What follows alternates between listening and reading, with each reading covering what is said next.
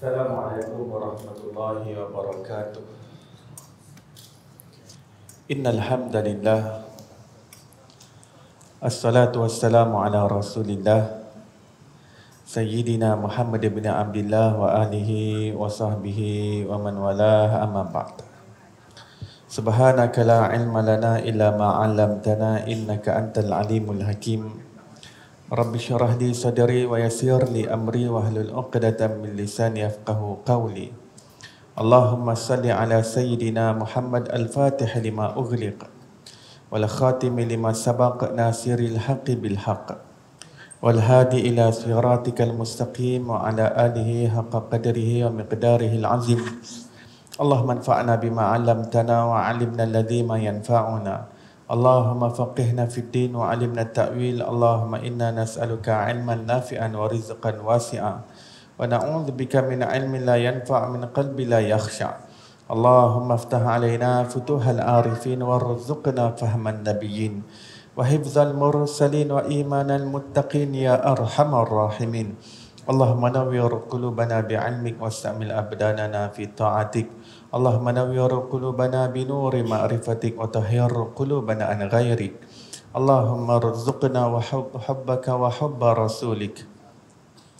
Allahumma akhrij min qulubina kulla qadar lid dunya wa kulla mahallin lil khalq yamilu bina ila ma'siyatik aw yushghiluna an ta'atik aw yahulu bainana wa baina tahaqquqi bi ma'rifatikal khassah wa mahabbatikal khalisah. Allahumma aftah alaina fathan qariba fi ulumil aqliyati wan naqliyah bijahi sayyidina wa maulana Muhammadin khairil bariyah sallallahu alaihi wasallam. Alhamdulillahi rabbil alamin.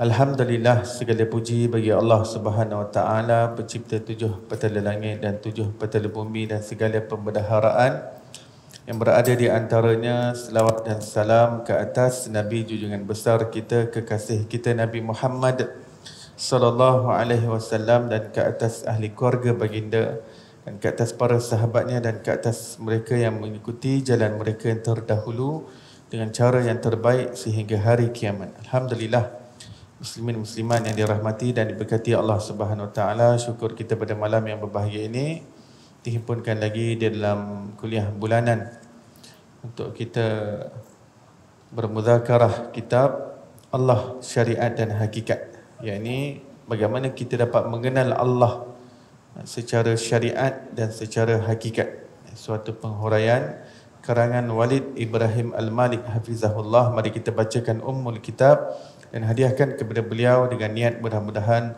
Allah kurniakan kita keberkatan ilmu, dibukakan kefahaman zahir dan batin, dan dicurahkan ke dalam dada kita seperti mana yang telah dilimpahkan ke dalam dada beliau. Wa ila hadratin nabiyil mustafa sallallahu alaihi wasallam. Al-Fatihah. A'udzu billahi minasyaitonir rajim. Bismillahirrahmanirrahim. Alhamdulillahi rabbil alamin, arrahmanir rahim, maliki yaumiddin, iyyaka na'budu wa iyyaka nasta'in, ihdinas siratal muttaqim, siratal ladzina an'amta 'alaihim ghairil maghdubi 'alaihim waladdallin. Amin. Baik, kita masuk fasal yang pertama, iaitu iman, Islam dan ihsan. Itu tajuk utamanya. Dan iman, Islam dan ihsan adalah tiga rukun agama. Ya. Iman, Islam dan ihsan. Ini tiga rukun agama. Ada berapa rukun agama? Ada tiga. Yang pertama iman, yang kedua Islam, yang ketiga ihsan. Jadi seluruh ajaran agama kita berada dalam tiga lingkungan utama ini. Lingkungan iman, lingkungan Islam dan lingkungan ihsan. Dan seluruh ilmu agama semuanya balik kepada ketiga-tiga ilmu ini. Iman adalah berkaitan dengan i'tiqad, akidah, kepercayaan kita. Hal-hal yang berkaitan dengan kepercayaan, iman, keimanan, keyakinan. Islam adalah berkaitan dengan hukum hakam, melaksanakan hukum hakam Allah Subhanahu Wa Taala, perundangan Islam, melaksanakan perintah Allah Subhanahu Wa Taala. Seperti mana yang dibincangkan dalam ilmu fiqh. Jadi Islam ini ilmu yang membincangkannya ilmu fiqh. Sebab ilmu fiqh itu ilmu perundangan Islam, ilmu berkaitan hukum hakam Islam yang merangkumi segenap aspek kehidupan manusia. Ya. Dan kemudian ihsan. Ihsan adalah aspek rohani, aspek batin. Maka setiap daripada perkara-perkara dalam iman dan Islam ada aspek batinnya. Dan aspek batin itu dibincangkan di dalam ihsan. Dan ilmu yang membincangkannya dinamakan ilmu tasawuf. Ilmu tasawuf. Kerana itu 3 ilmu yang wajib kita belajar secara fardu ain sebagai orang Muslim. Semuanya sekitar pada 3 rukun agama tadi. Yang mana iman diwakili dengan ilmu akidah, atau nama lainnya ilmu tauhid, atau nama lainnya ilmu i'tiqad. Manakala Islam diwakili oleh ilmu fiqh, atau dipanggil ilmu hukum hakam Islam, atau ilmu syariah Islam, ilmu syara'. Manakala ihsan diwakili dengan ilmu tasawuf. Jadi ketiga-tiga ilmu ini, ilmu akidah, ilmu fiqh dan ilmu tasawuf, adalah ilmu yang wajib kita belajar. Setiap individu mukmin, sama ada yang kaya, yang miskin, raja atau rakyat jelata, bos ataupun anak kuli, orang bawahan, sama ada perempuan, lelaki, tua, muda, sihat, sakit, semua wajib belajar 3 ilmu tersebut. Tidak ada kompromi. Ya, dia adalah sesuatu yang indispensable, perkara yang tidak dapat tidak. Ya. Kalau seseorang itu belajar banyak ilmu yang lain tapi dia tak belajar ilmu akidah, fiqh dan tasawuf, dia menzalimi diri dia sendiri. Kerana dia tidak mengutamakan sesuatu yang patut dia kedepankan dalam kehidupan dia, untuk keselamatan dia di dunia dan akhirat, untuk kebahagiaan di dunia dan akhirat. Kerana segala yang berada di alam barzakh, di mahsyar, semua pertanyaan dan persoalan semuanya adalah seputar bagaimana kita mempraktikkan 3 perkara tadi. Ya. Dan 3 perkara tadi dia dah merangkumi aspek zahir dan batin yang ada dalam Islam, yang ada dalam agama kita. Zahir, dia dah merangkumi segala yang sisi zahir dan sisi batin. Kerana itu apabila kita ikut Rasulullah, kita bukan sahaja ikut daripada segi zahir sahaja, tapi apa yang berada dalam batin Rasulullah sallallahu alaihi wasallam. Ya. Dan apa yang berada dalam batin Rasulullah itu dibincangkan dalam ilmu tasawuf. Sifat seperti syukur, sabar, reda dengan ketetapan Allah, reda dengan takdir Allah, sifat sangka baik pada Allah, sangka baik pada makhluk Allah, sentiasa bersifat kasih sayang terhadap makhluk Allah. Kita sentiasa melihat makhluk dengan pandangan kasih sayang, seperti mana kita lihat ibu bapa kita dengan pandangan kasih sayang, kita lihat anak-anak kita dengan pandangan kasih sayang. Demikian seluruh makhluk ini segalanya adalah kesan perbuatan Allah Subhanahu Wa Taala. Bagaimana kita lihat makhluk Allah dengan pandangan kasih sayang, hati yang penuh dengan prihatin, simpati, penuh dengan rahmah, hati yang ada sifat tawakal, sifat yakin, sifat pasrah dan berserah kepada Allah Subhanahu Wa Taala, taslim, hati yang sentiasa terpaut pada Allah Subhanahu Wa Taala. Itu semua adalah suasana hati Nabi sallallahu alaihi wasallam. Dan perbincangannya di dalam ilmu apa? Ilmu tasawuf. Ya. Baik. Kunci rukun iman. Bermula agama dengan wajib beriman dengan rukun iman yang 6. Iaitu yang pertama, beriman kepada Allah, kedua beriman kepada Rasul, ketiga beriman kepada malaikat, keempat beriman kepada kitab, kelima beriman kepada hari akhirat, yang keenam beriman kepada qada dan qadar. 6 rukun iman. Tadi kita kata agama ada 3 rukun, kan? Agama ada 3 rukun, iman, Islam dan ihsan. Kemudian setiap daripada satu itu ada rukunnya yang lain. Iman ada 6 rukun, Islam ada 5 rukun, dipanggil 5 rukun Islam, dan ihsan ada 3 rukun ihsan. Tetapi rukun ihsan ni kita tak biasa dengar sebab pengajian ilmu tasawuf jarang dibincangkan dengan mendalam, ya. Ada satu negeri tu dia kata ilmu tasawuf macam ayam acak. Negeri mana tak tahu. Jadi daripada awal lagi dah sangka buruk kepada ilmu tasawuf. Dia menganggap ilmu tasawuf ni macam ayam longkang. Macam mana dia nak menghayati ilmu tasawuf, macam mana dia nak fahami ilmu tasawuf kalau awal-awal lagi sudah memandang remeh kepada ilmu tasawuf.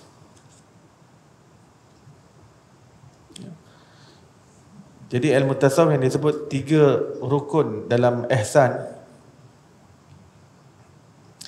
Rukun yang pertama dipanggil sebagai musyahadah, iaitu an ta'budallah ka'annaka tarah. Itu kita menjadi hamba Allah yang seolah-olah melihat Allah. Itu dipanggil musyahadah. Dan fa illam takun tarahu fa innahu yarak. Kalau kamu tak sampai kepada seolah-olah melihat Allah, hendaklah kamu yakin bahawa diri kamu dilihat Allah. Jadi memiliki perasaan bahawa Allah melihat kita, itu dipanggil muraqabah. Itu rukun iman yang, rukun ihsan yang kedua.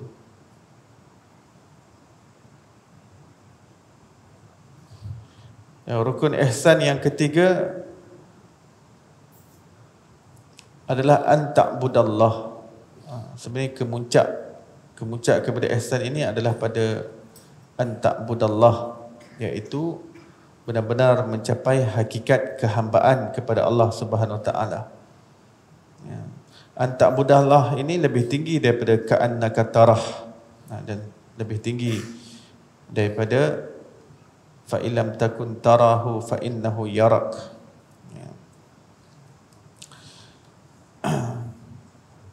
Baik.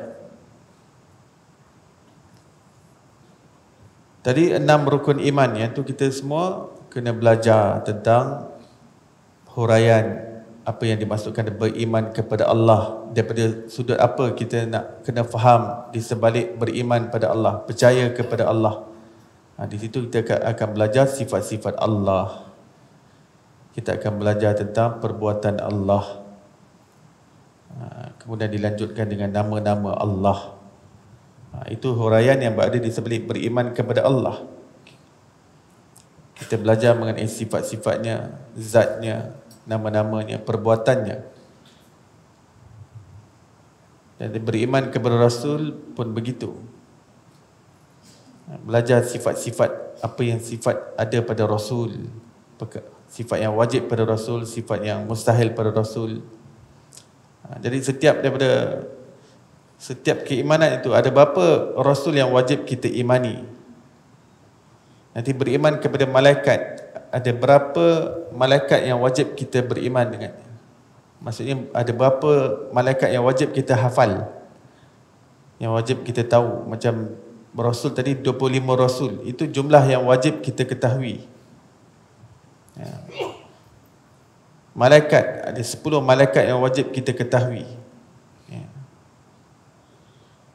Kemudian beriman kepada kitab, apa penghuraiannya. Ini semua dibincangkan dalam akidah. Ada 4 kitab yang wajib kita imani: Zabur, Taurat, Injil, Quran. Dan beriman pada hari akhirat. Apa yang wajib kita tahu tentang hari akhirat? Bila bermulanya hari akhirat? Apa yang berlaku di hari akhirat? huraiannya ada details. Siapa yang mula-mula bangkit daripada kuburnya? Siapa yang akan memegang syafaat yang besar di akhirat? Apa yang dinamakan sebagai titian sirat? Apa itu mizan? Apa itu mahsyar? Apa itu barzakh? Apa itu buku catatan amalan? Itu semua dibincangkan di bawah beriman kepada hari akhirat. Yang keenam, beriman kepada qada dan qadar. Apa yang dimaksudkan dengan qada? Apa yang dimaksudkan dengan qadar? Jadi itu kita bincangkan dalam ilmu akidah, dan kita faham ini adalah asas dalam agama kita. Asas. Agama kita dibina di atas asas yang kuat. Baik, Syekh Ahmad Al-Fatani menyatakan bahawa kunci utama keimanan pada rukun iman adalah keimanan kepada Rasul. Ini kerana Rasul adalah penghubung antara kita dengan Allah dan segala alam ghaib. Kalau tanpa Rasul, kita tak tahu kita sekarang berada dalam agama apa. Kita tak tahu kita berada dalam zulumat kegelapan yang bagaimana sekarang ini kalau tidak ada Rasul yang membimbing kita dengan pedoman yang diberikan kepada kita dengan wahyu daripada Allah yang disampaikan kepada kita. Jadi para Rasul, mereka yang menyebabkan kita kenal Allah Subhanahu Wa Taala, kita kenal akhirat, kita kenal malaikat, kita kenal Al-Quran, kita kenal qada dan qadar. Sebab itu Syekh Ahmad Al-Fatani yang merupakan ulama besar, ulama besar, walaupun beliau berasal daripada alam Melayu, tetapi nama beliau besar dalam kerajaan Turki Uthmaniyah pada zamannya. Jadi beliau banyak dapat projek untuk kumpulkan kitab, buat kajian ilmu, dapat geran daripada kerajaan Turki Uthmaniyah. Kerana nama Syekh Ahmad Al-Fatani ini bukan nama besar di alam Melayu sahaja. Di dunia Mekah, Madinah, Haramain, Mesir, nama Syekh Ahmad Al-Fatani besar. Beliau menguasai lebih kurang 47 bidang ilmu. Satu individu kuasai 47 bidang ilmu. Antaranya ilmu agama dengan segala subjek-subjek ilmu agama. Kemudian beliau menguasai ilmu fizik, ilmu sains, ilmu politik, ilmu ekonomi, ilmu kesenian, ilmu budaya, ilmu kejahteraan, ilmu pentadbiran, ilmu perubatan, ilmu bedah, ilmu fizik. Dan beliau ada ilmu untuk hasilkan emas 24 karat dengan menggunakan bahan campuran yang bukan daripada emas, tapi dengan kimia. Beliau ada ilmu macam mana nak tukarkan suatu sebatian dan campuran menjadi emas. 47 bidang ilmu beliau ada. Meninggalnya beliau daripada dunia ni bawa 47 bidang ilmu bersama dengannya. Jadi kefahaman beliau ni dahsyat. Pengarang Faridatul Faraid, kitab akidah yang sangat ternama di alam Melayu kita. Dipanggil Pati Faridah. Kitab Pati Faridah. Ini orang-orang pondok sangat terkenal dengan kitab ini. Kitab Pati Faridah. Nama asalnya Faridatul Faraid. Siapa pengarangnya? Syekh Ahmad Fatani. Beliau mengarang lebih kurang 160 kitab. Alim besar. Jadi beliau berkata, kunci utama keimanan adalah beriman kepada Rasul. Daripada segi kepentingan, yang paling penting iman kepada Rasul. Kerana apa? Kalau seseorang itu goyang keimanannya kepada Rasul, dia akan goyang keimanannya pada Allah, pada malaikat, pada kitab, pada hari akhirat, pada qada dan qadar, dan kepada Rasul-Rasul yang lain. Kerana yang bawa semua berita tu sampai pada kita melalui Rasulullah sallallahu alaihi wasallam. Goyang hubungan kita dengan Rasulullah, goyang kepercayaan kita pada Rasulullah, dia goyang habis segala yang dibawa oleh Rasulullah sallallahu alaihi wasallam. Ini ulama bagaimana mereka memahami sesuatu ilmu itu, di mana kuncinya. Akal manusia amat terbatas untuk mencari jawapan kepada semua persoalan dan misteri kehidupan. Akal hanya boleh mengetahui pada hukum zahir sahaja. Malah sehingga kini pun banyak rahsia alam yang zahir ini masih lagi tidak dapat ditemui jawapan oleh para pemikir. Ya, akal kita ni amat terbatas. Kita perlukan panduan wahyu untuk menerobos kepada alam yang lebih tinggi, alam yang tak dapat dilihat dengan mata kasar kita, alam yang luar jangkauan pemikiran akal manusia, yang amat terbatas. Banyak benda kita tak dapat faham. Ya, banyak benda kita tak dapat faham dalam kehidupan. Ini kan lagi benda-benda yang gaib, benda-benda yang berada di misteri di sebalik sana. Jadi kita perlukan ilmu-ilmu yang dibawa oleh Rasulullah SAW. Kerana ilmu yang dibawa oleh Rasulullah adalah berpandukan wahyu.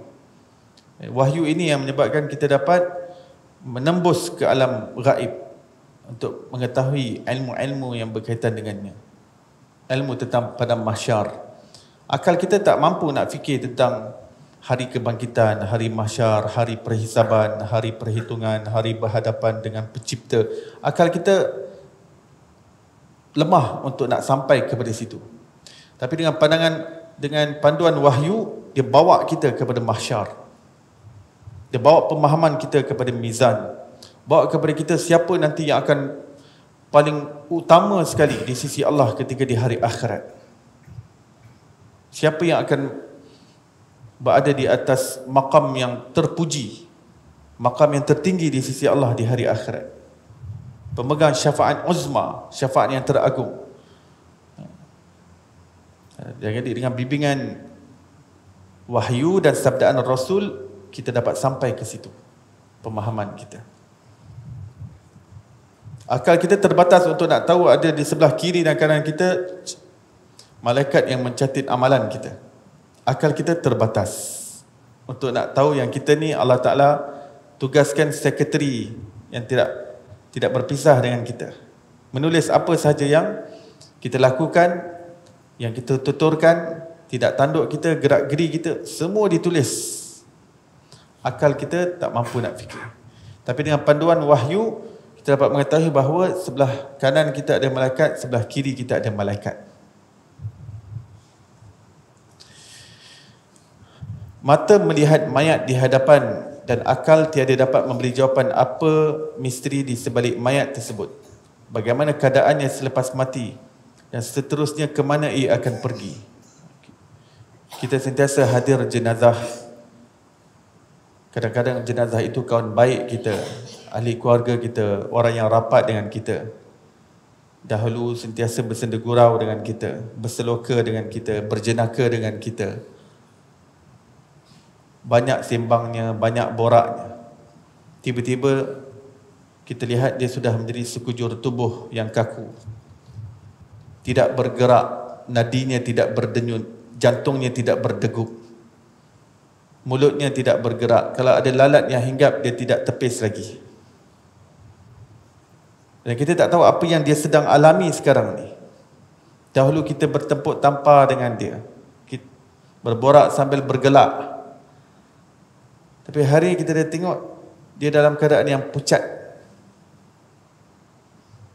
Segalanya kaku dan menjadi keras.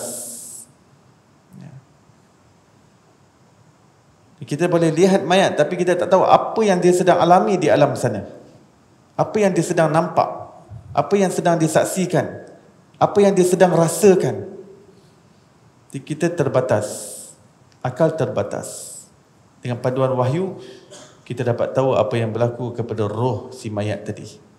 Ketika dia di pembaringan, ketika orang datang menziarahi jenazahnya, apa yang berlaku pada rohnya ketika dia dimandikan oleh tukang mandi jenazah, apa yang diucapkan olehnya ketika dia diiring untuk menuju ke perkuburan. Bila masuk dalam tempat untuk nak kenderaan untuk nak ke perkuburan, apa yang dijeritkannya, apa yang dilaungkannya. Ketika manusia berkumpul di perkuburannya, ketika badannya hendak dilabuhkan, diturunkan ke liang lahat, apa perkataannya? Akal terbatas untuk nak mengetahui perkara tersebut, tetapi dengan panduan wahyu, kita dapat tahu apa yang berlaku pada roh tersebut. Dan apabila sudah dikebumikan, tanah demi tanah dicampak ke dalamnya, dikambus, kemudian manusia demi manusia meninggalkan kubur tersebut sehingga orang yang terakhir. Dan apabila orang yang terakhir meninggalkan kubur tersebut selepas 7 langkah daripada kubur tersebut apa yang berlaku kepada dia di alam barzakh. Akal kita tak dapat, terbatas untuk nak memahami alam barzakh. Tapi dengan panduan wahyu kita mengetahui ada alam yang kita hidup di balik sana. Selepas kita tinggalkan dunia ini, maut hanyalah jambatan perantaraan untuk kita hidup pula di alam sana, alam barzakh. Dengan pandangan wahyu kita dapat tahu apabila 7 langkah yang terakhir orang meninggalkan kita, datang 2 malaikat bernama Munkar dan Nakir untuk menyoal kita. Ada interrogation antara kita dengan malaikat Munkar Nakir. Tanpa Rasul, manusia akan bertuhan dengan khayalan akal sehingga timbul pelbagai ajaran yang disandar pada agama, seperti adanya dewa-dewa di langit, inkarnasi yakni kelahiran semula dan lainnya, sedangkan ia sama sekali jauh dengan hakikat agama. Jadi bila manusia cuba hanya bersandar kepada akal untuk memahami apa yang berlaku di balik alam sana, maka dia akan memikirkan sesuatu yang hanya ikut keterbatasan akal dia, dan dia hanya berkhayal tanpa panduan wahyu. Dia hanya berkhayal. Dia tengok kucing ni macam perangai arwah suami dia, tata suami aku kot. Ni khayal ya. Sebab dia cuba gunakan akal dia yang terbatas. Tengok kucing ni, rupa dia macam rupa arwah kawan dia. Entah ni arwah kawan dia jadi kucing, hidup balik dalam bentuk kucing, perangai pun sama.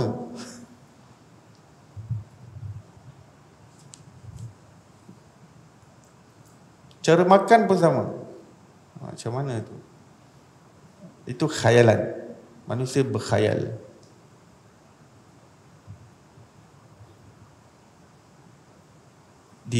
Sebelum Rasulullah lahir di Mekah, orang-orang Arab jahiliah mereka tawaf Kaabah ya.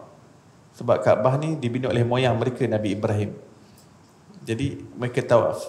Tapi sebab tidak ada Rasul yang membimbing mereka, jadi mereka fikir dengan akal mereka. Mereka kata kalau kita tawaf dalam keadaan pakai pakaian, kita tak tahu pakaian kita ni sumber daripada apa. Sebab Kaabah ni rumah suci Tuhan. Kita jangan buat main-main.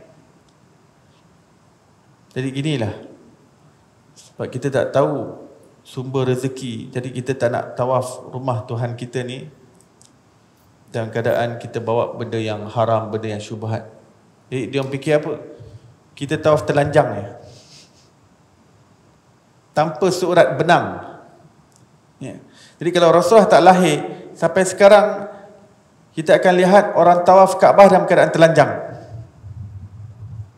Sebab manusia fikir dengan akal dia macam tu.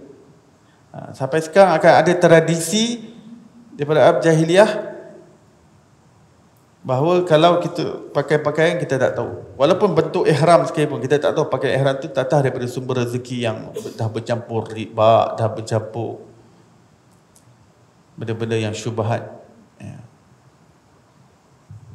Tapi Rasulullah lahir, Rasulullah betulkan balik, luruskan balik agama Hanif. Agama Hanif yang dibawa oleh Nabi Ibrahim, Rasulullah luruskan balik, dan Rasulullah lengkapkan, sempurnakan agama tanzil, agama yang diturunkan oleh Allah kepada manusia ya. Baik, agama ialah pengetahuan yang disandarkan kepada Rasul dan kitab Allah yang diturunkan kepada mereka. Justru itu manusia amat berhajat pada Rasul untuk memberi jawapan bagi segala persoalan akal.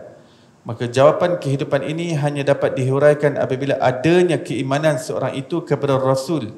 Hal ini kerana pada Rasul Allah memberi penglihatan dan pengetahuan tentang hakikat diri manusia, rahsia alam zahir dan alam gaib.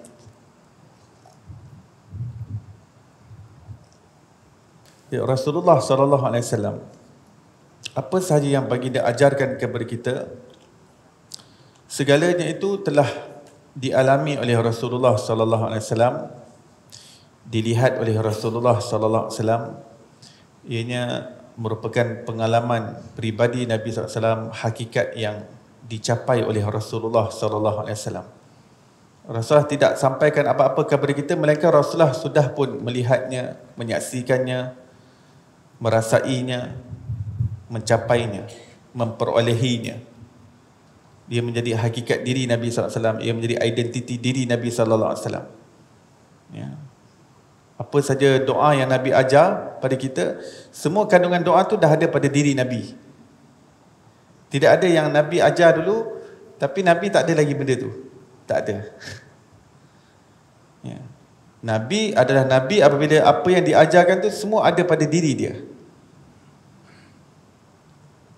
Hatta doa yang Rasulullah ajar, semua dah ada pada diri Nabi SAW. Contoh Rasul ajar kita doa, kita minta redha Allah dan syurga Allah. Allahumma inni as'aluka ridhaka wal jannah wa na'udzubika min sakhatika wan nar.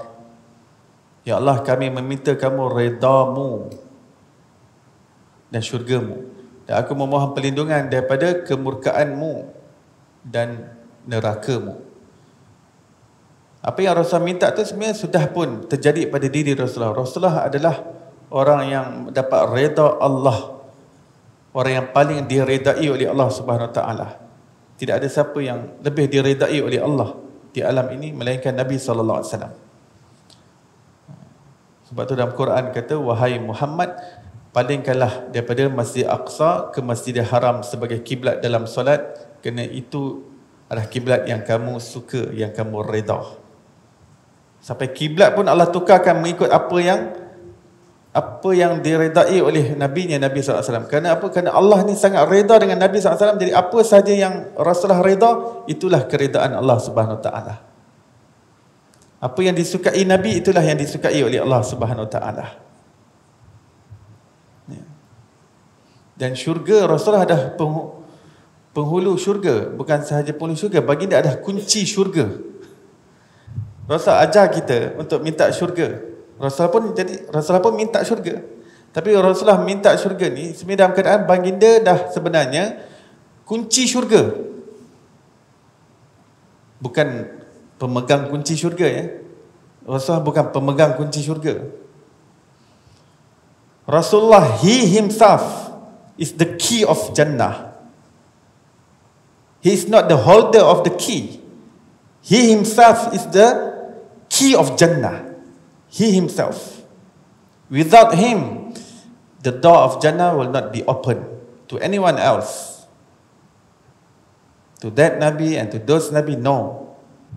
Rasulullah is the key. Orang yang ada ilmu makrifat, faham Rasul sebagai pintu syurga, ianya menjadi pintu kepada suatu kefahaman yang lebih mendalam dan halus. Ya, sebab setiap perkara yang menjadi hakikat diri Nabi SAW, seseorang yang ada kehalusan dalam makrifat, dia akan tenggelam dalam kesan perbuatan Allah itu dengan lebih mendalam dalam lautannya. Ya. Orang yang ada ilmu makrifat, bila dengar sebenarnya orang yang memiliki maqam mahmud, maqam yang terpuji itu Rasulullah, dia akan tenggelam dalam lautan maqam mahmud. Bukan sekadar tahu, oh maqam mahmud, oh itu doa lepas azan. Dia bukan sekadar itu. Dia tenggelam dalam mahmud, maqam mahmud, pemegang panji kepujian, apa yang berada di sebaliknya, apa yang dimasukkan naungan di bawah panji kepujian yang dipegang oleh Rasulullah SAW. Jadi dengan perjalanan rohani, dengan penyucian hati, dia menyingkapkan kepada kita hakikat demi hakikat. Dan sesuatu yang paling agung untuk terbuka adalah hakikat diri Nabi SAW. Kerana hakikat Allah kita dah tak boleh kenal. Kita tak dapat kenal hakikat Allah. Apa yang Allah izinkan untuk kita kenal hakikat di sebalik kesan perbuatan Allah SWT. Dan daripada segala kesan perbuatan Allah, yakni segala makhluk ini, yang tertinggi, yang tersempurna, yang teragung, yang terindah, yang terlengkap adalah diri Nabi Muhammad SAW. Ya. Hatta doa lepas azan yang Rasulullah ajarkan kepada kita untuk minta doa. Kita doa, ya Allah kurniakanlah maqam mahmud pada Rasulullah. Ya Allah kau kurniakanlah wasilah kepada Rasulullah. Ya Allah kau kurniakanlah kelebihan dan ketinggian darjat kepada Rasulullah. Wa ba'athul maqam al-mahmud alladhi wa'ata.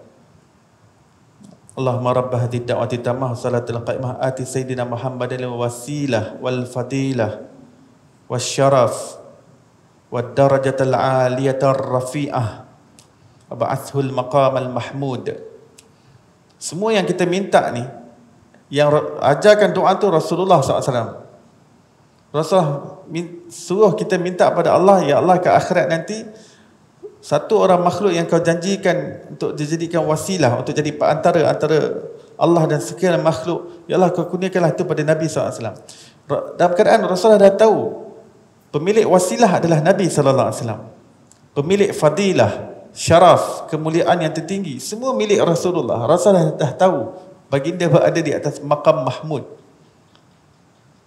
Ulama tafsir mengatakan maqam mahmud ni adalah maqam yang mana di hari akhirat seorang yang diberi maqam mahmud akan duduk di atas arasy Allah Subhanahu Wa Taala. Akan duduk di atas arasy. Dan ulama telah sepakat untuk mengatakan yang duduk di atas arasy Allah di hari akhirat adalah Nabi Muhammad sallallahu alaihi wasallam. Itu maqam terpuji. Pegang syafaat yang paling terbesar. Tapi kenapa Rasulullah ajarkan kita? Kerana Rasulullah nak kita ambil bahagian di dalam keberkatan Nabi sallallahu alaihi wasallam. Keberkatan baginda adalah pilihan Allah yang teragung. Nak manusia ada saham sekali. Saham. Contohnya ya, konsep selawat. Konsep selawat ni adalah doa kita kepada Allah agar Allah merahmati Nabi sallallahu alaihi wasallam. That is the concept of selawat. Concept of durud. Reciting durud is asking Allah Subhanahu Wa Taala that He shower His mercy upon Nabi Muhammad sallallahu alaihi wasallam.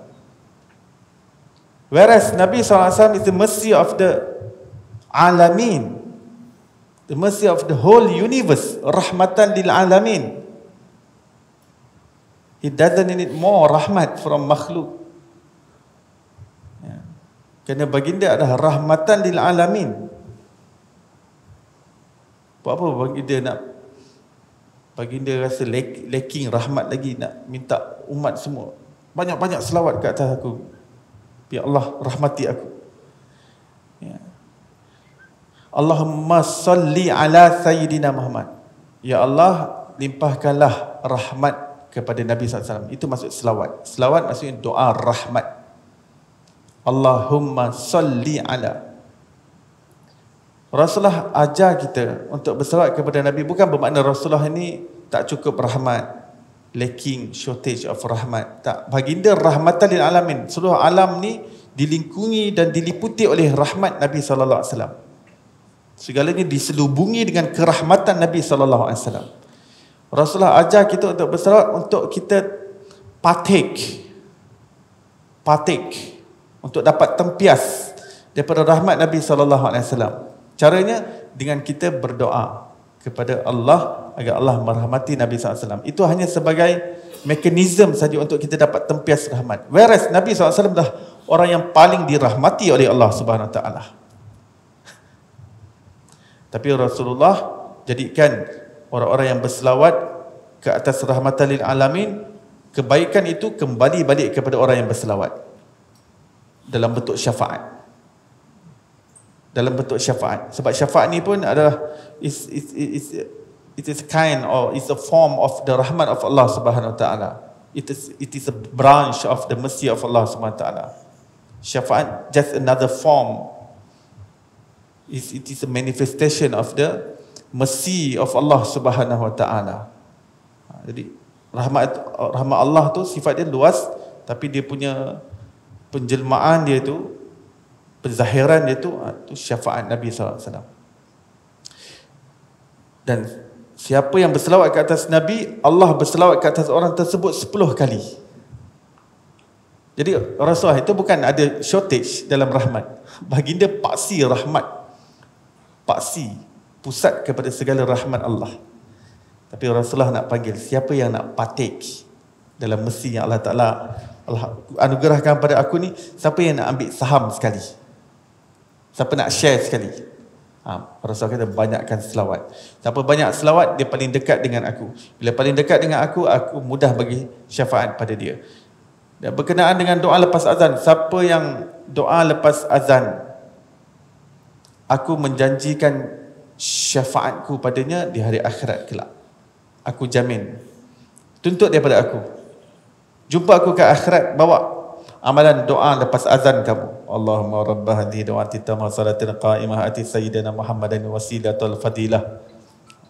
Yang ni doa lepas azan kita jangan tinggalkan. Ya. Jadi apa saja yang Rasulullah ajar pada kita, semua Rasulullah pernah lihat, pernah nampak. Rasulullah cerita pada kita pasal syurga. Nabi SAW pernah nampak syurga, pernah masuk dalam syurga. Baginda mengingatkan kita tentang bahaya neraka. Baginda pernah dibawa masuk dalam neraka dalam keadaan baginda masih hidup lagi. Baginda tak meninggal lagi. Baginda masih hidup lagi. Ketika baginda di Mekah, malaikat Jibril bawa ada trip, ada tour, bawa masuk syurga, bawa masuk neraka. Baginda bagi tahu kita ada 7 petala langit, ada 7 petala bumi. So, ada malaikat-malaikat yang rukuk, yang sujud. Baginda lihat dengan pandangan mata baginda setiap lapisan dan petala langit dan bumi. Baginda kenalkan kita tentang Tuhan kita, Allah. Dan baginda pernah melihat Allah Subhanahu Wa Taala. Rasulullah kenalkan kepada kita Allah, dan cukup kita percaya kepada Nabi SAW. Dia pernah jumpa Allah, dia pernah melihat Allah, dan dia adalah seorang yang amanah. Kita trust on Nabi SAW, cukup. Walaupun sepanjang hidup kita daripada kecil, mak bapak kita cakap Tuhan kita Allah, kita tak pernah nampak Allah. Mak bapak kita pun tak pernah nampak Allah. Tak apa, kita terus menyembah Allah tanpa mata kasar kita tak pernah melihat Allah.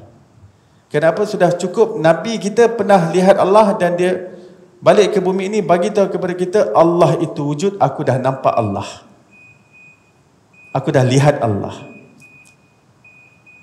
Itulah ketika Isra dan Mi'raj, baginda melepasi Sidratul Muntaha, suatu tempat yang malaikat Jibril pun tidak dapat melepasinya. Dan Nabi SAW diizinkan untuk melihat Allah Subhanahu Wa Taala, berdialog dengan Allah, bercakap dengan Allah, menerima perintah solat secara langsung daripada Allah Subhanahu Wa Taala.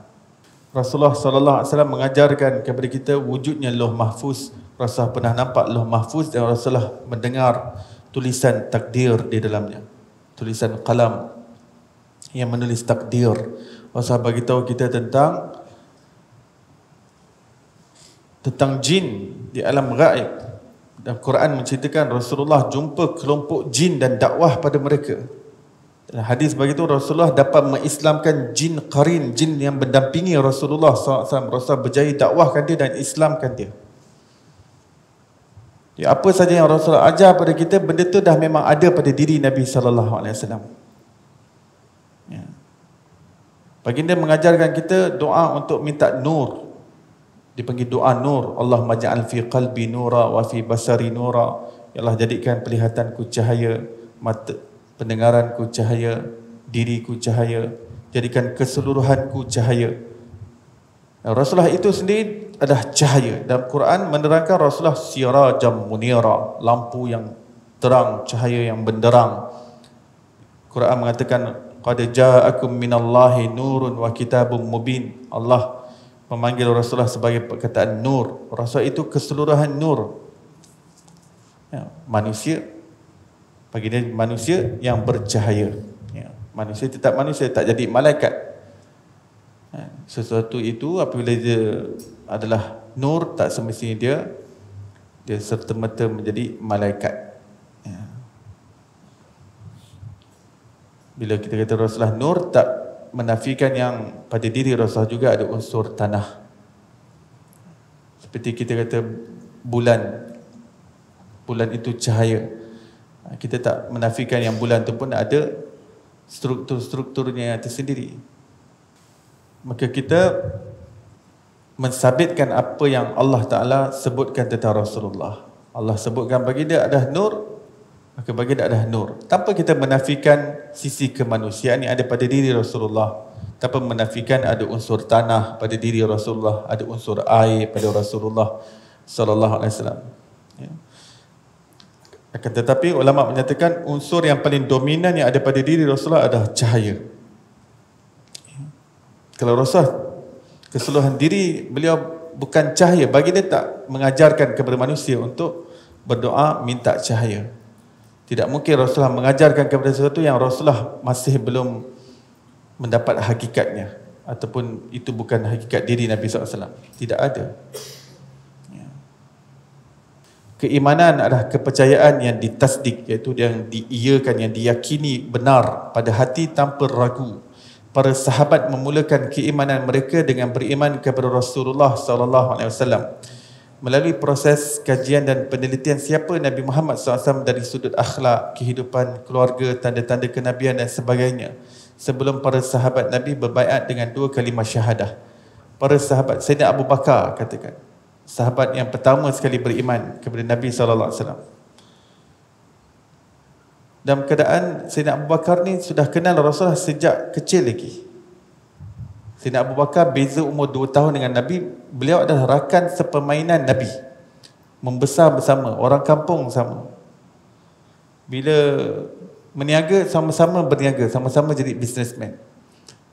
Jadi memang tahu hati budi Nabi SAW. Ya. Dengan keimanan pada Rasul tanpa ragu, membawa mereka mengimani segala rukun iman yang lain dengan yakin.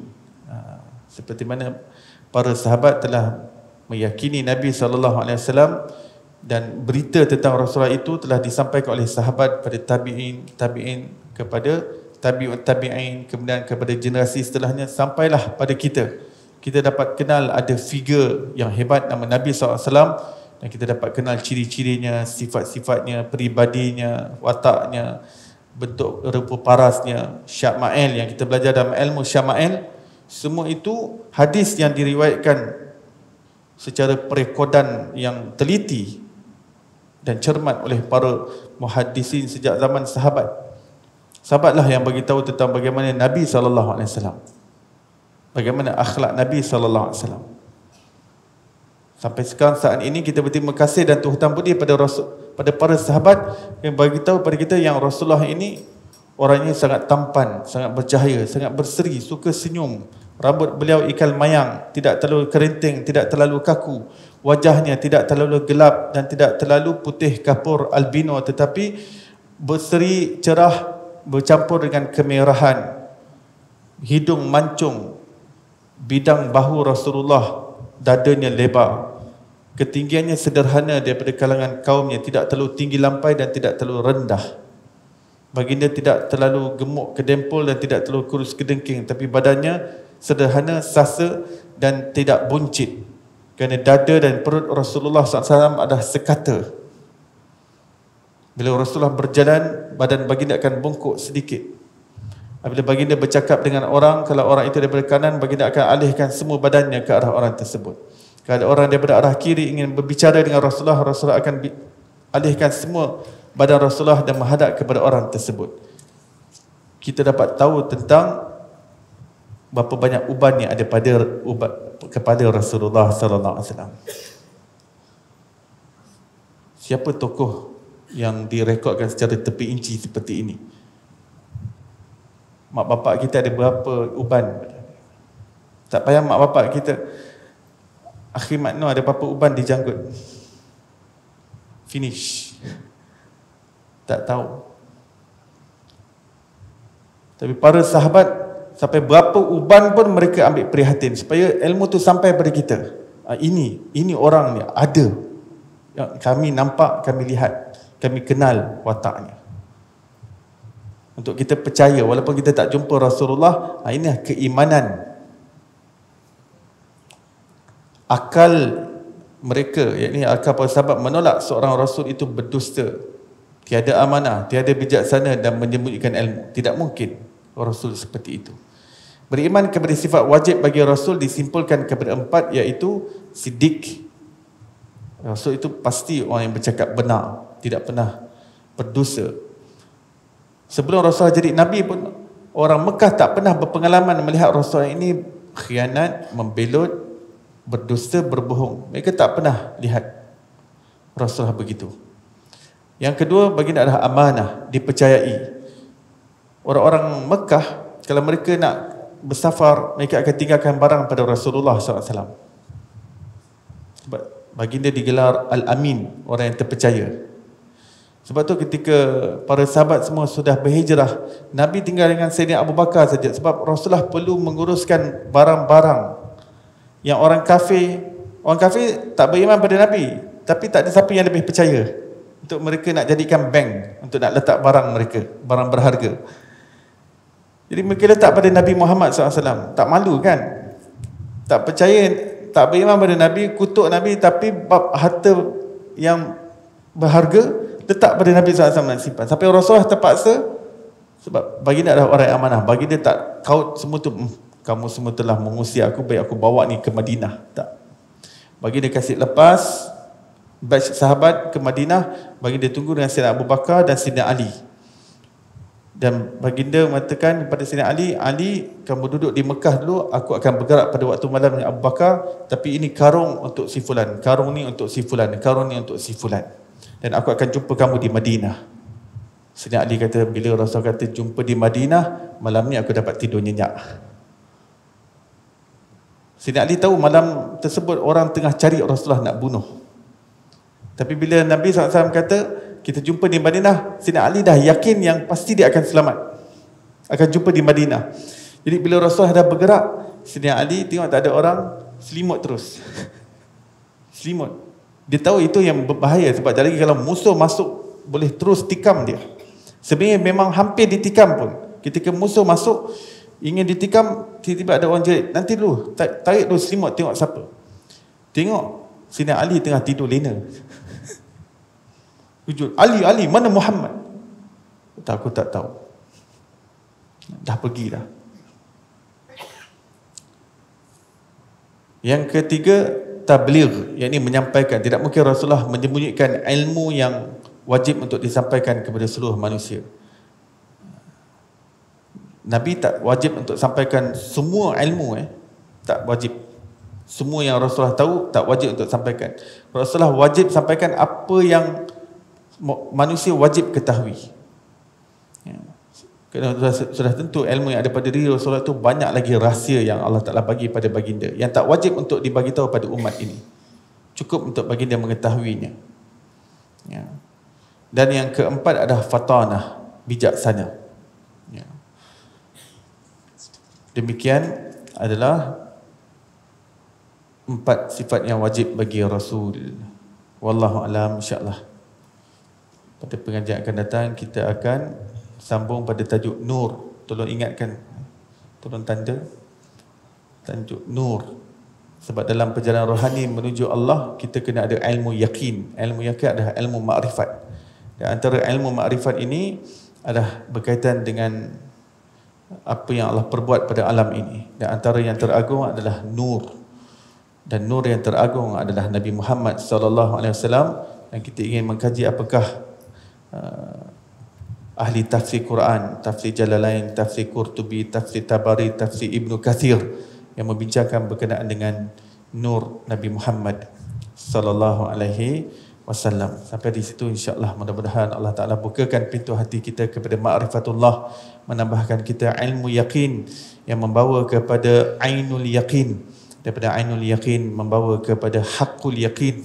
Mudah-mudahan Allah kurniakan kita kesudahan yang baik dan menjauhkan kita daripada kesudahan yang buruk. Wassallallahu ala sayyidina Muhammadin wa ala alihi wasallam. Alhamdulillahirabbil alamin. Baik, kita tangguh majlis kita dan tasbih kifarah dan surah Wal Asr.